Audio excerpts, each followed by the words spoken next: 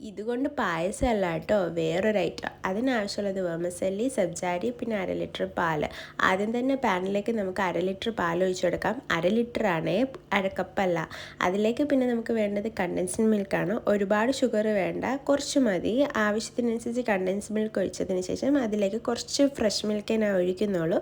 പിന്നെ കുറച്ച് വെർമിസെല്ലിയും കൂടി അത്യാവശ്യം മതി, ഒരുപാട് കുറുകാൻ പാടില്ല. പിന്നെ ഇതെല്ലാം കൂടി മിക്സ് ചെയ്ത് നന്നായിട്ടൊന്ന് തിളച്ച് വരണം. അത്യാവശ്യം കുറുകണം, പക്ഷെ വെർമിസെല്ലി കുറുകാൻ പാടില്ല, അതായത് വെർമിസെല്ലി ഒത്തിരി ആവാൻ പാടില്ല. പാല് നന്നായിട്ട് കുറുകി വരണം. പിന്നെ അതിലേക്ക് 3 ഡ്രോപ്സ് ഞാൻ വാനില എസൻസും കൂടി ഒഴിച്ചിട്ട് നന്നായിട്ട് തണുക്കാൻ വെക്കണം. നന്നായിട്ട് തണുത്തതിന് ശേഷം മാത്രം അതിലേക്ക് സബ്ജാരിയും പിന്നെ ആവശ്യത്തിനുള്ള ഫ്രൂട്ട്സ് ഇട്ട് കൊടുക്കുന്നുണ്ട്. പിന്നെ നട്ട്സും, നിങ്ങൾക്ക് ഏത് ഫ്രൂട്ട്സും യൂസ് ചെയ്യാം, ഏത് നട്ട്സും വേണമെങ്കിൽ യൂസ് ചെയ്യാം. അപ്പോൾ ഇതൊരു 3-4 മണിക്കൂറെങ്കിലും അറ്റ്ലീസ്റ്റ് ഫ്രിഡ്ജിൽ വെച്ച് നന്നായിട്ട് കൂളാക്കിയതിന് ശേഷം സെർവ് ചെയ്യാം. അപ്പം അടുത്ത വീഡിയോ ആയിട്ട് വീണ്ടും കാണാം. Bye bye.